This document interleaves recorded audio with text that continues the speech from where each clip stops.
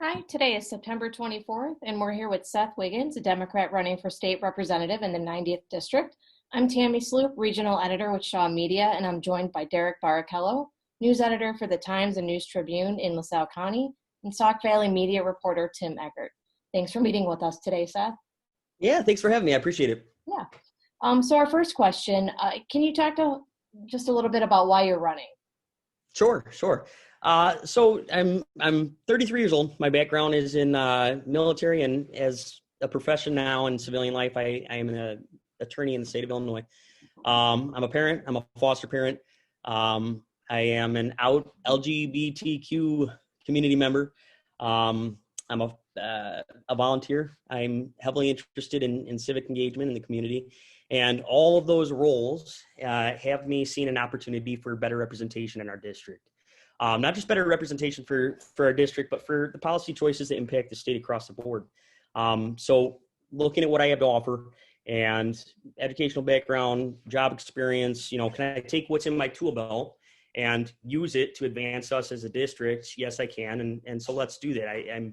I'm big on civic responsibility. And if you're able to help and do your part, you should. And so that's why we're running. Okay, good. How would you rate the state of Illinois' response to COVID-19, and what, if anything, should be done differently? Sure. Okay. So we'll just be candid as possible here. Pretty candid guy. Pluses and minuses. Okay. So across the board, when you place Illinois and you compare us to other states and their ability to open up or not, the amount of transmission that they've had across the board, deaths, the numbers state to state, we're sitting pretty. And I think that that's in large part because we had, whether we liked it or not, a lot of us probably were feeling like we were back under parental control and we didn't really care for it. But we had that grown up in the room say, sit your butts home. Let's knock this thing out. Let's do it right. And I think with that response, we were able to manage transmission in a way that's favorable to keep people safe, which should be our number one interest. Now, when you look at businesses though, and how it's affected business owners, some closing up shop completely, other people, whether the owner or just an employee of a business, having to go without pay, even if they were able to qualify and actually receive unemployment under the CARES Act and, the stipend from the federal government, the one that they offered. People are still hurting. I have friends and family who still to this day are laid off and don't have a paycheck. This isn't something that is, we sat at home for a few months and now everything's back to normal. There are people that are still not making their bills and getting further behind. Now, when you look at it through that lens and from that frustration, it's easy to be upset with government in a way that feels like government is what's keeping us down.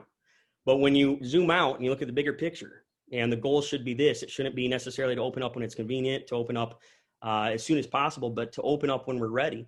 And readiness rests upon being able to be responsive if there is a huge outbreak and trying to mitigate against there, being an outbreak by taking social distancing, seriously, by wearing our masks.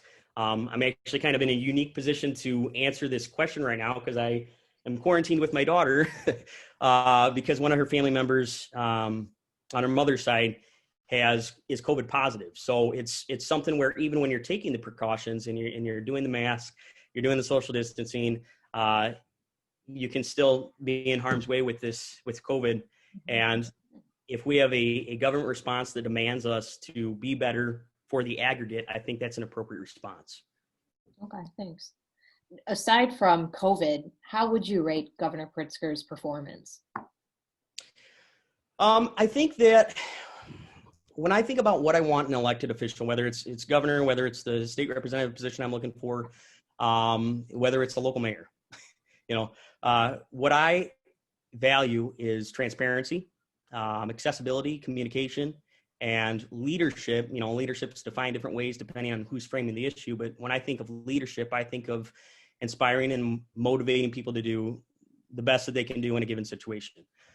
When we look at that and those values as a litmus test, I believe that his daily briefings have communicated well where he believes we're at for the state and takes into account different feedback. Whether he follows that feedback or not. Some people on the right would say, well, he's not listening to me. Some people on the left would say, well, I like that he's doing what I think.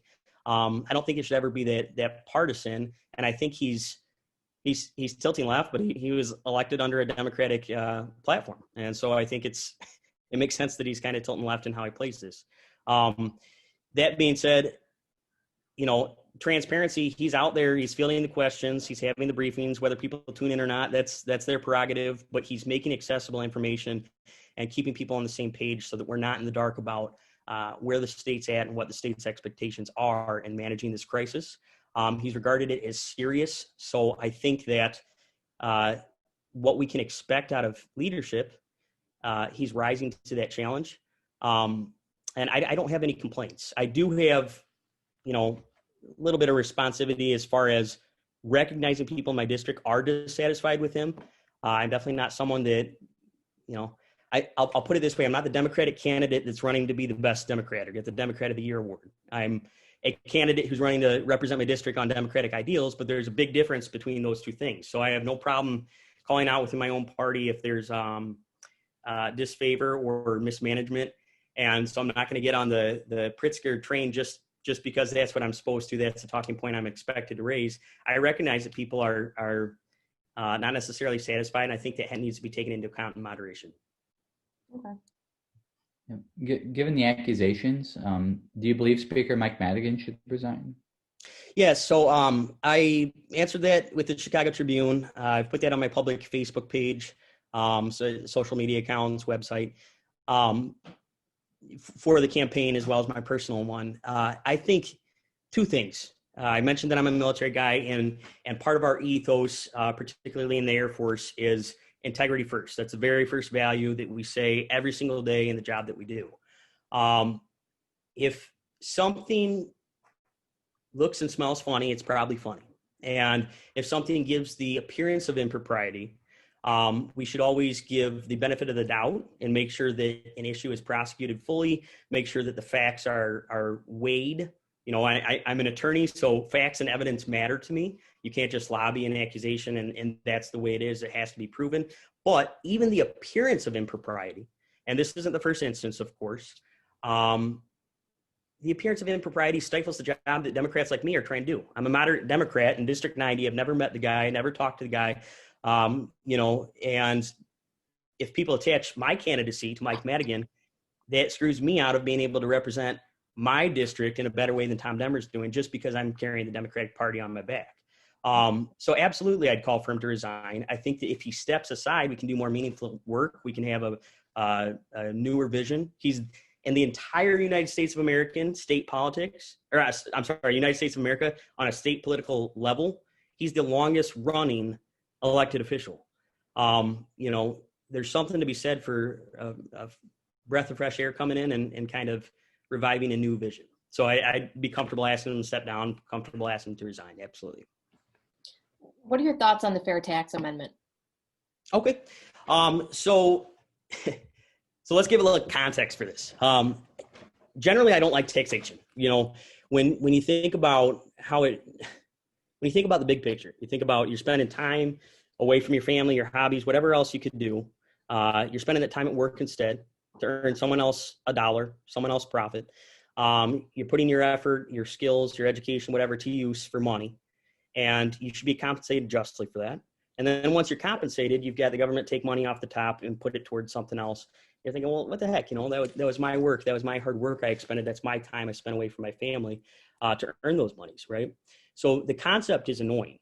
I level with people there. However, we all enjoy, information from our public library. We enjoy the protection of our law enforcement. We enjoy fire department showing up on the worst day you could imagine. We enjoy public education. We enjoy the roads that we use to get to work. And if our roads are in poor form with potholes like they tend to be in Illinois, we know we're the first to complain about those things. So the tax money that pays for those things is kind of a necessary evil. So if we're going to have a tax system, even not favoring taxes generally, we need a system that works. So when I look at the two systems, and I really had to struggle for this, I don't like to look at what the Democratic platform's doing and do that just because I'm running on it. I'm moderate centrist, if you will. I like to do what guides me based on my values. And so when I'm looking at a flat tax and the concepts represented there, the fair tax amendment and the proposal represented there, comparing and contrasting, here's where I finish. We're at a point where we need to do one of two things. We need to raise revenue so that we can meet our bills, our unfunded liabilities, or we need to cut, okay? If we cut, everyone likes to say, well, yeah, forget about that. Don't take more of my money. Let's cut some services. Let's cut some programs. That's cute to say, but when you look at the programs that are going to be cut, they're programs that we rely upon, that many of the people in my district need subsidy for groceries, for basic groceries. Many of the people in my district need a subsidization for daycare. Many of the people need subsidy for healthcare. And so when you look at some of these expenses that we would have to look at, public education, okay? If the state's going to fund public education less, it still needs to be funded. It's constitutional that public education is funded in the Illinois Constitution. So where do we come up with that money? We raise property taxes. Now no one likes that, okay? So cutting has its own adverse effects that we all also feel stifled by. So if we're looking at the other option then, the alternative, raising revenue, what's the fairest way to do it? And I'm not just saying fairest because, you know, the wording, the fair tax amendment, but when I'm looking at the flat tax, it sounds fair in theory, 4.95% across the board. If you make $1, if you make $1 million, 4.95%. However, when we need to raise taxes, the only option is to raise it equally on everyone. We already have a diminished middle class. We already have a threatened lower class. We have economic needs that are not being met. We have basic human needs and healthcare needs that are not being met. And so taking taxes from people who already are living paycheck to paycheck, you know, people that I worked with in the service industry when I put myself through college, people that robbed Peter to pay Paul, people that are thinking, holy crap, I'm not going to pay my light bill this month. Again, I can't imagine it being a responsible choice to raise taxes on those people. So if the other option is instead to still increase our revenue stream so we can meet our unfunded liabilities in the state, but without putting a boot further on the neck of the middle class and the lower class, I have a responsibility to entertain that notion, and I will be voting in favor of it because of that. Okay. Well, how would you respond to criticisms that this would open the door for lawmakers to continue to raise rates in the future, and that there's no guarantee that these rates that have already been approved are going to stay? Sure. And going back with, I mean, there is a mistrust of state government by residents in the state of Illinois. So why should we trust them? Why should residents trust lawmakers to not continue to raise these rates? Because, you know, we have these different tiers. Sure.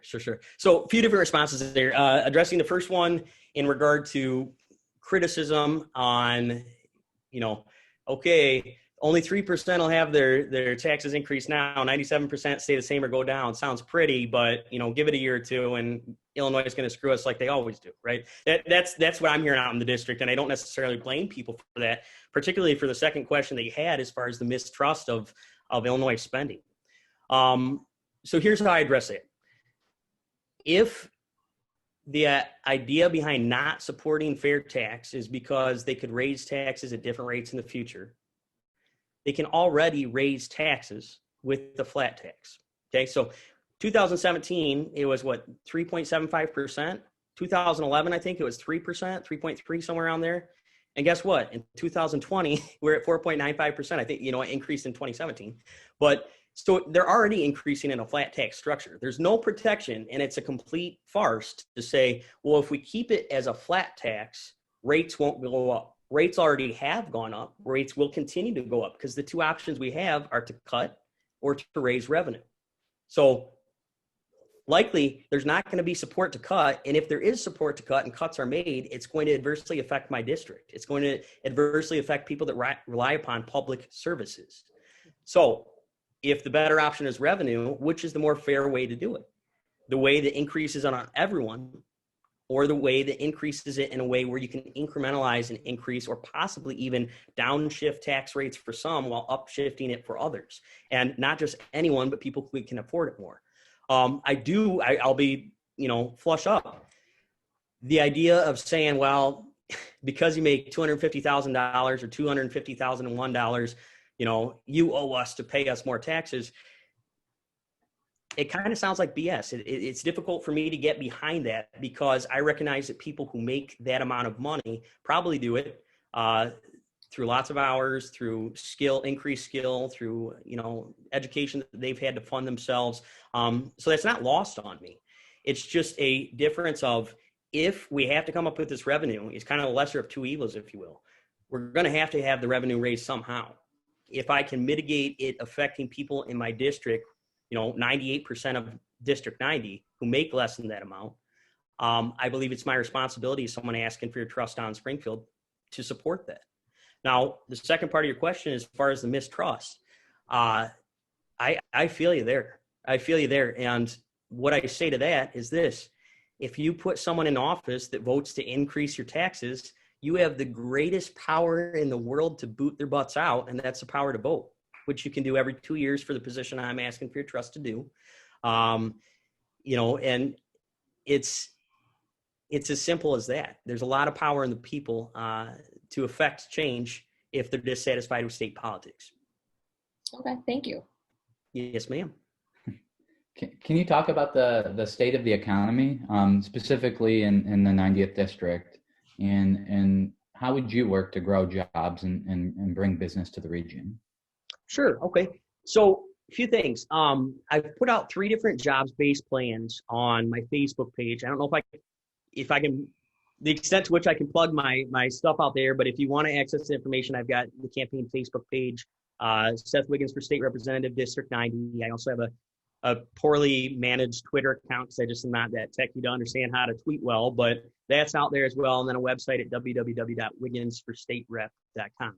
So on those media forms, in COVID era politics, I don't get to get out to fairs and festivals and parades and stuff like that because of the different restrictions we have placed upon us right now. So the only way to be as accessible as possible to voters is to put all this information online and let them have access to it easily. So go ahead and check that out. The 3 different jobs-based programs that or initiatives that I've put out there are areas that, on my professional experience, I see could be good areas for improvement that put the aggregate whole ahead together. Okay. So one of the main things that I want to do in Springfield when elected is this. I put myself through undergrad. So I got my bachelor's in political science, emphasis in public law. I went to law school. I did all that. And I have 0 student loans. Most of my peers cannot say that. Most of my peers have exorbitant student loans on their back, some the size of my mortgage, and then some, and the idea that providing work, a service, serving my nation, right? Going to Afghanistan, doing all that, serving on active duty, is then translated to tuition benefits that is able to seat me not having student loans now, but nonetheless having the degree that puts me connected to opportunities that degree allows, is a huge value.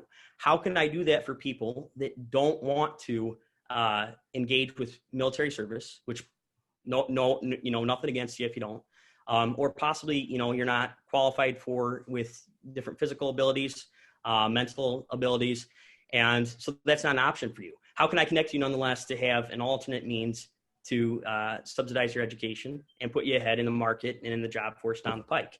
Let's connect as a civil service component, such as working in understaffed, under-resourced, undermanned state agencies, DCFS, Secretary of State, Department of Natural Resources. These don't have enough bodies. They don't have enough people in their labor pool to effectuate the mission that we all expect them to hold.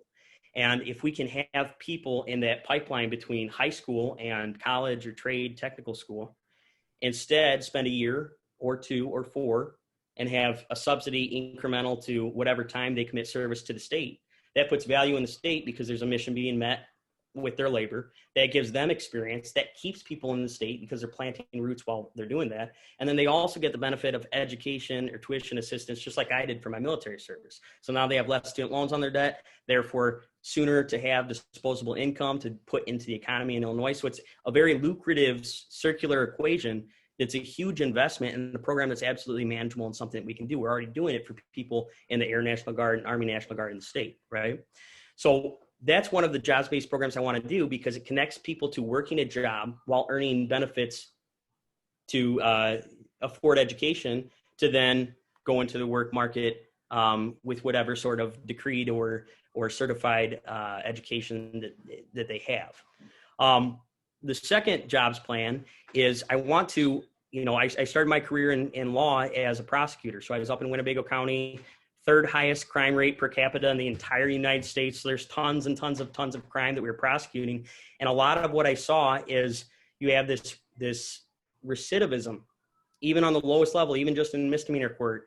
I would prosecute one defendant, and then 3 months later, they'd be back in there with a repeat crime or some other different crime, but they're still in that life, right?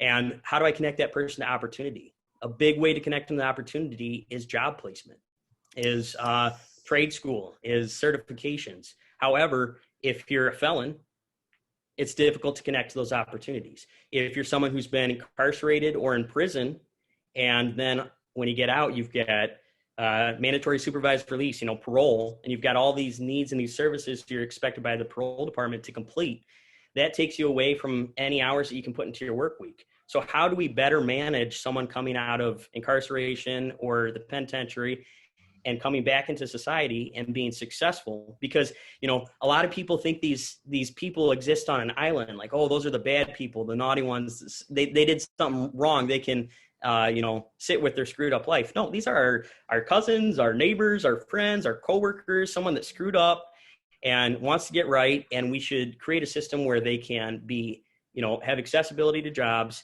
and programs put in place that facilitate them coming back into the workforce more easily, right? So ways that we can improve upon our economy is making it work for more people, making it work for students coming into the workforce, making it work for people who are coming back into the workforce, maybe taking a detour, like I said, in Department of Corrections. And the third jobs-based plan is an extension or a bridge income initiative for those people coming up at the cap on unemployment, but nonetheless not having suitable income or not being employable. If they fall off unemployment and nonetheless don't have access to a job, what can they do? And I believe coupling it up again, not to bloat the bureaucracy of the state, but insofar as we have administrative agencies that don't have the labor pool to fulfill their mission, how can we backfill some of the people who perform ministerial tasks? Picture the Social Security Bureau, okay? Not necessarily doing substantive tasks that you need special training for or certification for, but paperwork or running copies or stapling or managing the customer service component of it. Do we have enough people to do that? No, not necessarily. We have people that are trained for a specific skill that are also taking on these extra tasks. Can we have people that are coming off unemployment because they've reached their cap, they don't have suitable income for their job set, or because there's not enough jobs in our district? Can we plug them into a state agency, make minimum wage or a lower wage? It doesn't have to be something that bloats our spending as a state, but that offers them income while they're otherwise without, but don't have unemployment income accessible to them. And I think that's another way that we can backfill a shortage or understaffing, under-resourced in state agencies as well. And you obviously jobs is one of your priorities. It sounds like, the next question is that, we're going to ask you to talk about your priorities and how you would go about accomplishing them. We've talked in depth about jobs. What else would you consider your priorities? Sure. So I put as 3 pillars, for my campaign: accessibility, equality, and service. I've talked at length about the service component. I want better investment in our state from youth coming up, take pride, and being an Illinois resident, but we need to give them a reason to take pride in being such. Those jobs plans fall under the service. What also falls under the service is accessibility of elected officials, right? And that's what I would offer. When I talk about accessibility, what I'm talking about is accessibility to adequate, affordable medical care. I'm talking about accessibility to mental health services. There's a stigma attached to mental health. If we can destigmatize that and normalize that and then fund it appropriately, I think we would cure some of the ills of society that we see that are really just undiagnosed or untreated mental health concerns. So if we have from a state representative position advocacy to better fund that, it puts us ahead as a whole, because the more well our members of society are, the better our society can be in a healthy way, period. Accessibility is accessibility to quality education. And when I talk about quality education, it's not as concise as saying, okay, well, we've got a school and, we've got our doors open, and, if a student struggles, that's on them. If they're smart, that's on them. Let's see where it goes. No, when I talk about quality education and accessibility to it, I talk about making sure that our teachers have the support they need from the legislature. And what I mean by that is funding. The idea that in the greatest nation on earth, we have teachers who pay for their own school supplies to supplement school supplies because we as a state are not supplying that for their mission to educate our youth and set them up to success and set them up and connect them to opportunity. That's ridiculous. So we need to have public education funded. We need to make sure that the wages that are paid to our educators, our faculty members, our administrators, are such that it's a competitive career field to enter and to retain these members and the skill that they represent. We've got a very horrible attrition rate of educators because many of these folks don't just have 4-year degrees, they have master's degrees as well. So they've got 6 years worth of educational student loan debt, and we're asking them to do what many of us in this pandemic have realized is a crazy, stressful job in educating. Just, for me, I have 4 kids in my home, 2 of them are school age. Just educating those is blowing my mind. So how people, sit with 22, 24 kids in their class, and we expect them to do that and carry all these additional tasks that educators represent. And for only $38,000, Tom Demmer voted against making a minimum wage of $40,000 for our educators. That's laughable. It's an insult, slap in the face. They deserve more than $40,000, but that should at least be the minimum. So we need to support that. That's a huge barrier to accessibility, is making sure that people have access to quality education. And when I talk about equality, look, I said I'm an out LGBTQ member, and what I mean by that is I was born as a woman. First 29 years of my life I lived as a female, and the last 4 years of my life, in transition, I've been a male. So goofy concept for me. Trust me, living almost 3 decades is something that was confusing to me. So I don't blame others for saying, what's transgender mean, or what is that about? But in offering representation, I can show people, normal dude over here, this is what transgender looks like. It's not the guy on Fox News, the man with fishnet tights and the heels and the boogie monster type label that people attach to the term. I'm transgender. So giving representation to people in my community, not at the expense of other communities, but in addition to, as a supplement. Actually having that representation matters. I counted for a different interview, but I had 16 different parents. About half of them I've known, half of them I've never met. It's just been through exposure of my campaign, who have reached out to me and said, my son or daughter is having such and such thoughts or experience or whatever. Can you kind of be like a big brother type role? And without people like me running, you don't even have an outlet like that for those parents to reach out to. So that's been a good experience. I can't imagine on a state level, if I have that representation, what that'll do for people in our community. And then also for racial equality. It's tricky as a foster parent. I'm limited by DCFS, and rightfully so, on what I can talk to about from a political campaign position as to my experience with foster kids. So I have to really sanitize this down to its most basic form, but I'll put it to you this way. I've been a parent to Black children, and the experience that I've had in parenting Black children versus my white daughter, the way that agencies regard, the way that the public regards, even in the most minute subliminal ways, is the biggest example to me that we have a lot of improvement to make in matters of racial equality and in matters of racial justice. And being able to advocate fiercely for us to get past this idea of whether there's racism or not, that's not the conversation. There's racism, okay? Let me tell you. What do we do about that? You know, there's a far left idea and they're talking really, really loud in the room. There's a far right idea, they're talking really, really loud in the room. And everyone else in the middle is just kind of muted by these, you know, maniacs on either polar opposite extreme. There's a lot of people in the middle that have a lot in common and a lot of commonality that we can build upon to advance ourselves together. Let's have someone who's willing to make that conversation, not just willing when it comes up, but is advocating specifically for that conversation and wants to bring us forward there. And that's what my candidacy offers. Thanks. Okay. And switching gears here, how would you advocate for the district's agricultural economy? Sure. I think one of the best ways that we can do, or best things that we can do, is to make sure that we have clean air and clean water, to make sure that we advocate against, big shiny objects that look good for revenue streams, but are poor for what it does to our soil. And what I'm talking about there is big oil pipelines. I'm talking about projects that have no business being in our backyard, but look shiny because they bring revenue in now, short term, but have long-term damage. So making sure that we hold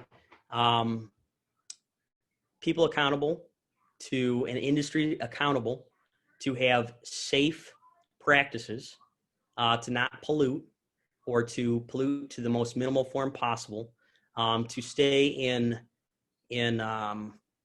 conformance with any regulations, and further to not deregulate in the name of making a quick buck or increasing the bottom line for industries that don't give a crap about putting it back into our district and our communities. We need to advocate for that. And then in doing so, what we do is we maintain the ability for our soil to stay lucrative for the agricultural industry, for farmers to feel as if they have a seat at the table and someone looking out for them, for ranchers to feel like they have someone listening to what their needs are and has their back, has a spine to stand up and say, okay, cool, this is something that lobbyists are really going to give me a lot of money in my campaign to represent, but instead, screw you lobbyists for big oil. I'd rather have the backs of the people in my district, and I'll do that 10 times over. Okay, thanks. What are your thoughts on gun control? And do you believe Illinois needs to change its gun laws? And if so, in what ways? Sure. Okay. So context here. I'm a military member. I'm trained on multiple firearms. I am a firearm owner, FOID card holder. I did my concealed carry course. Large law enforcement and military family. And one of our recreations in our family that is most shared is in shooting and firearms.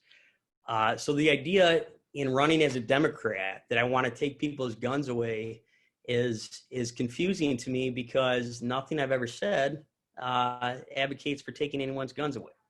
I think that's something that's inappropriately, even for other Democratic candidates, attached to the Democratic platform, but specifically for me as an actual individual candidate. If you're not just voting for party line, but you're looking at candidate to candidate, would I vote for this guy? No, I'm not going to advocate to take your guns away. I actually have a very robust circle of thoughts on this area. You've got the people that say straight Second Amendment. Second Amendment means you can't take any guns, you can't have any regulation on firearms.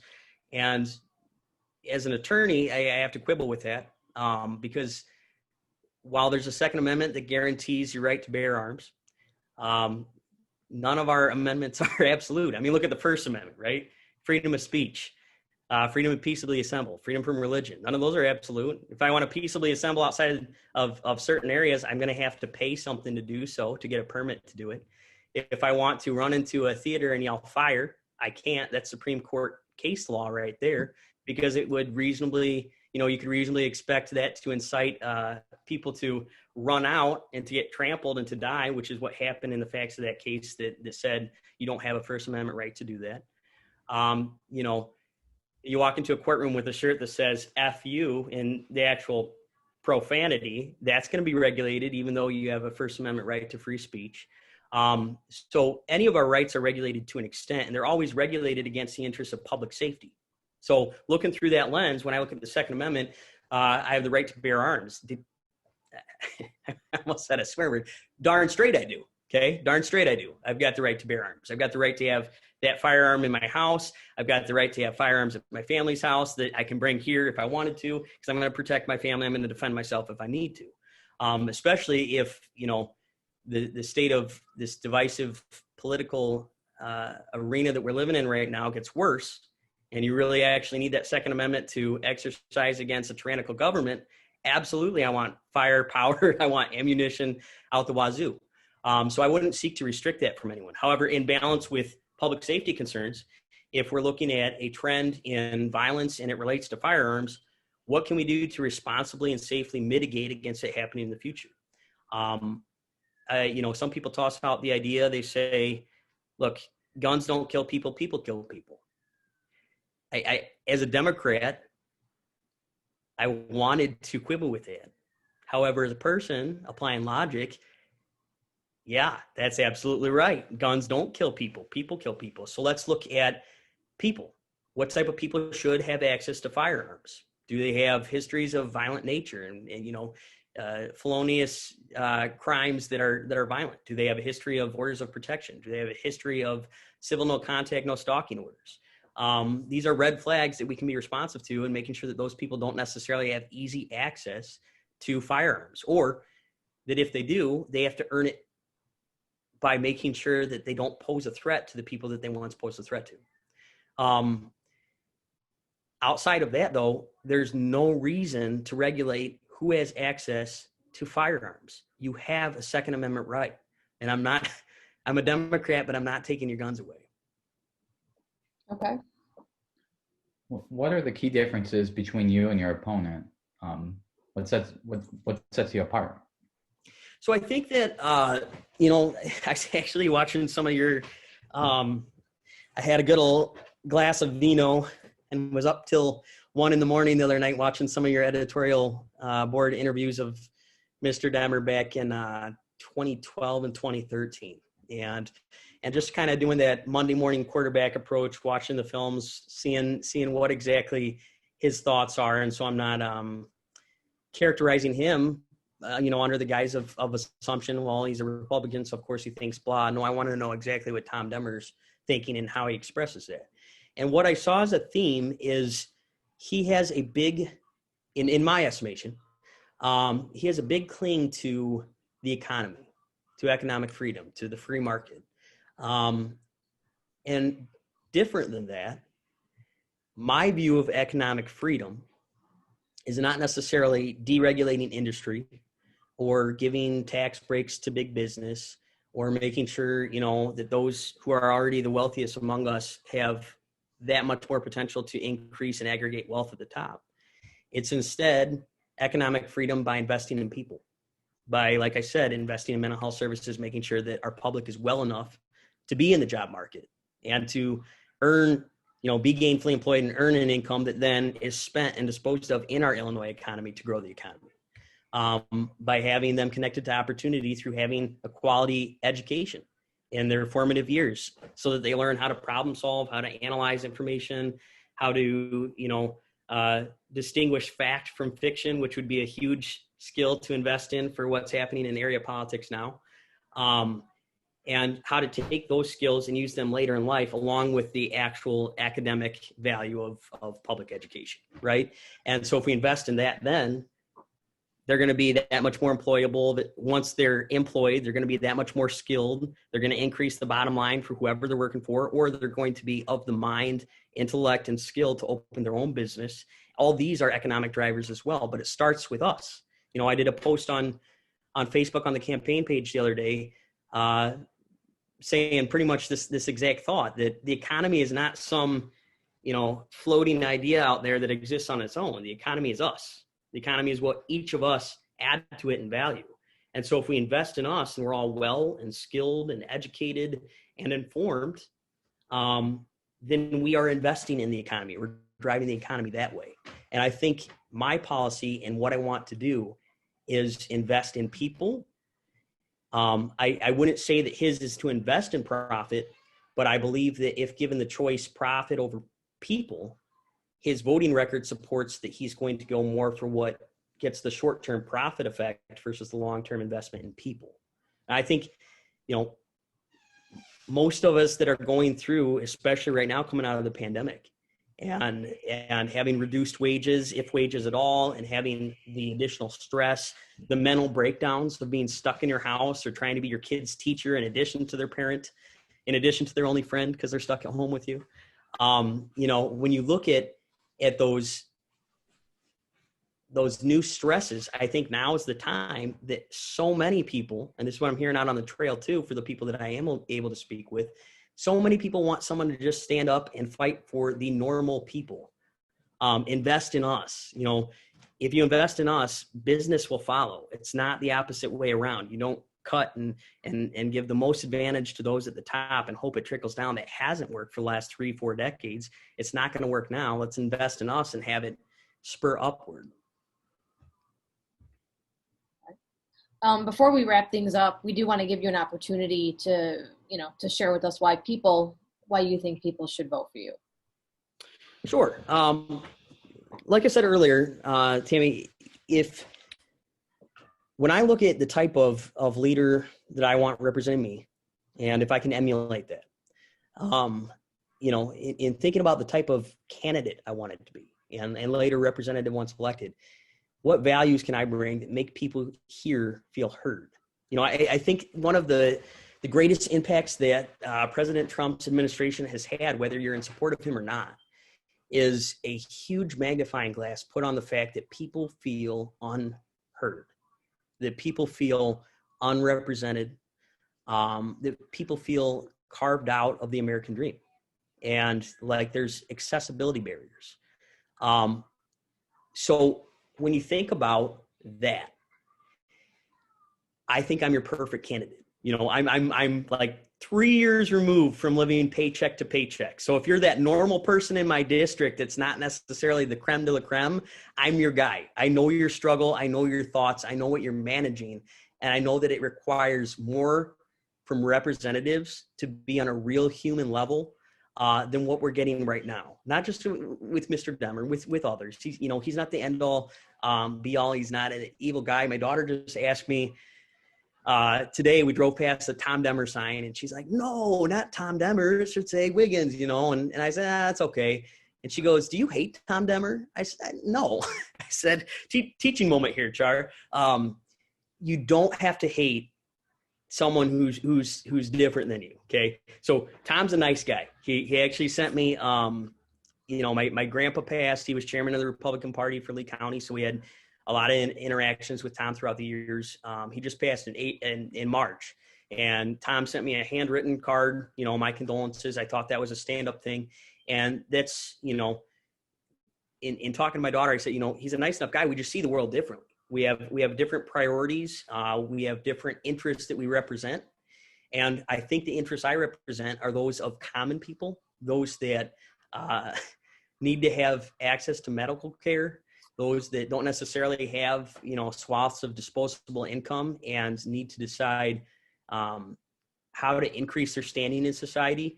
My candidacy is all about connecting people with opportunity, whether that's jobs or education, and investing in the common person and authenticity and transparency and communication. I've marketed myself my whole campaign as a Democrat who was raised by Republicans. There's 2 other Democrats in my whole entire expanded family. I won't out them for the rest of the family, but in being raised by Republicans and spending every holiday with Republicans, when I see a Republican policy, I don't see, the evil person on the other side, like many people kind of juxtapose in modern day rhetoric. I see my grandpa, I see my grandma, I see my parents, I see my uncle, and I see it as a person who has some sort of need that's not being met. We might have a difference of opinion, but if we have that conversation, if I can make myself available to people, even with whom I disagree, especially those people, and we can see, holy crap, we actually have quite a bit in common that we can build upon here. If we quit listening to these these extremes on either side, the extreme left, the extreme right, and we actually just have the middle of the spectrum conversations. And I'd like to lead those conversations. We can get a lot done, and I'm your guy to do it. I've got a proven track record of leadership.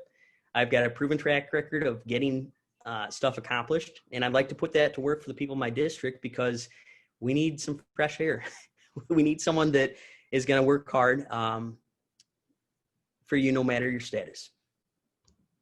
Well, thank you very much for spending time with us today and answering our questions. Just a reminder to viewers that the election is on November 3rd. You can also vote early, vote by mail, and please check Shaw Media, our news websites, for coverage of all the candidates in your areas. Thank you very much. Appreciate it. Have a good day.